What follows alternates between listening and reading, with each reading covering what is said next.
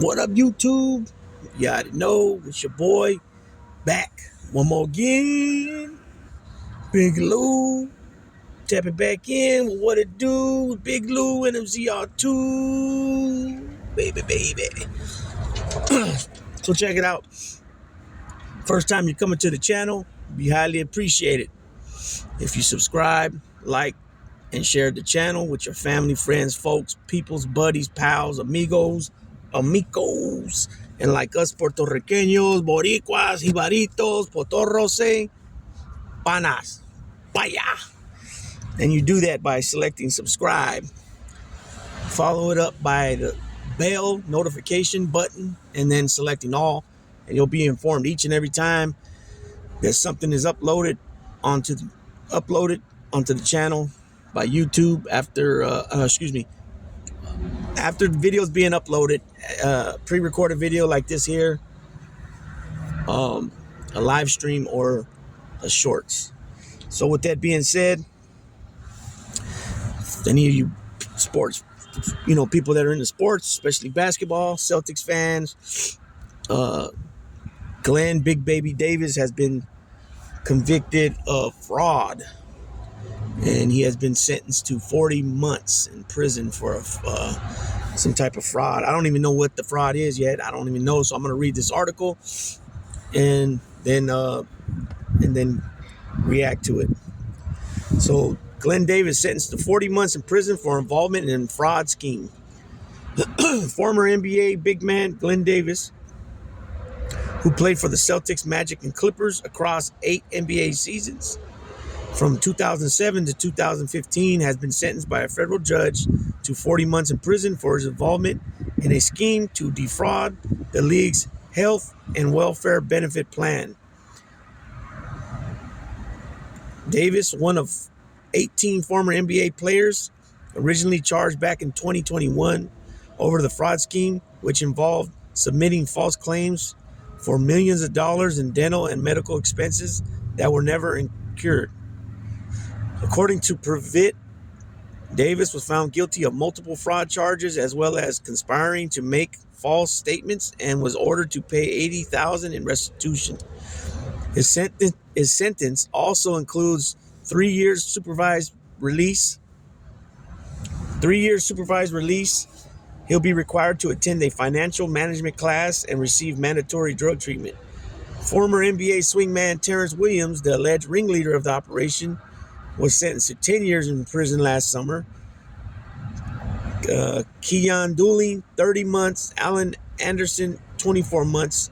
Will Bynum, 18 months, are among the other former players who have been sentenced to time in prison. Tony Allen, perhaps the most notable NBA veteran involved in the case, avoided prison and was sentenced to community service and supervision. So he must have been. So out of those names there, I recognize Keon Dooley, and I recognize Tony Allen, and I recognize obviously Big Baby Davis. It says Tony Allen avoided prison and was sentenced to community service and supervision. He might have been either whatever he was accused of was on a very, very smaller scale, or he might have been the one that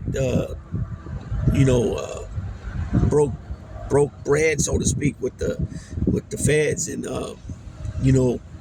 put them up to speed and up on game about everything that Terrence Williams was doing, and the rest of the fellas there. The 35th pick overall of 2007 draft out of LSU, Davis spent his first 4 NBA seasons in Boston, earning Most Improved Player and 6th Man of the Year votes during that time, and winning a championship as a rookie. So he was on the Celtics team when Ray Allen and Kevin Garnett went over to Boston and joined with Paul Pierce, and they won that season, beating the Celtics in Game 7 in 7 games. Excuse me. The 6'9" forward/center, also known as Big Baby, was traded to Orlando in 2011 and spent 2.5 seasons with the Magic before concluding his NBA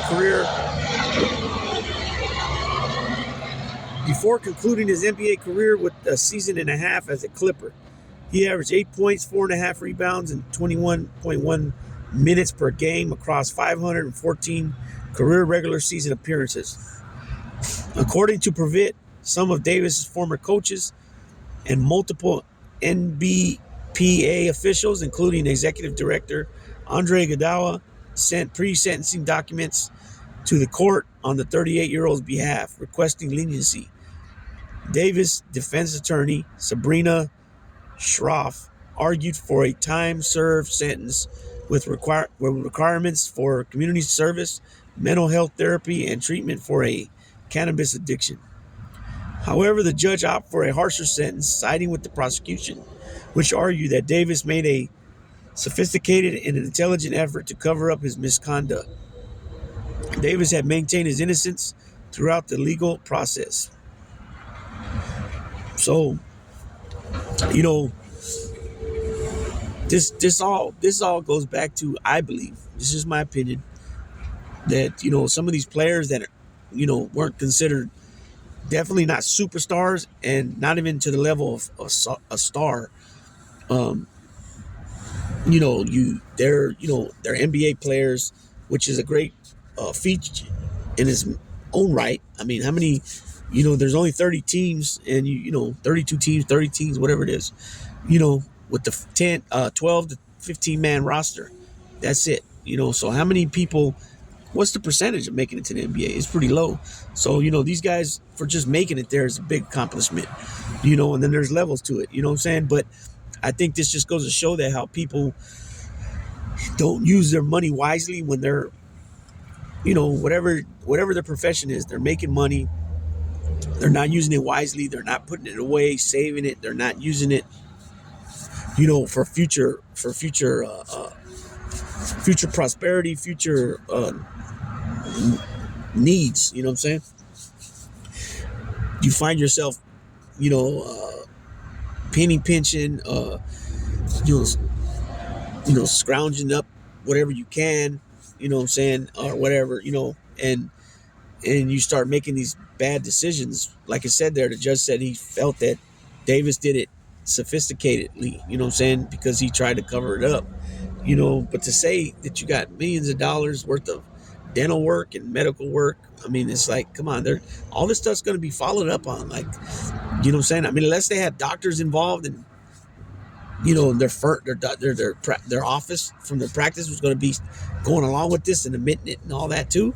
I don't know, but anytime you have to produce paperwork, as far as, there's applications to be filled out, you have to also name things. So there's, that gives a way for, things to be looked up and cross-reference and make sure it's right and all that, what I'm saying? So you're playing with fire anytime it comes with fraud, and anything that leaves a paper trail, you're screwed, really. You know what I'm saying? Like, it's not, eventually, I mean, you might get away with things for a while, but eventually it's gonna come back and, come back to get you because of the paper trail that it leaves. You know what I'm saying?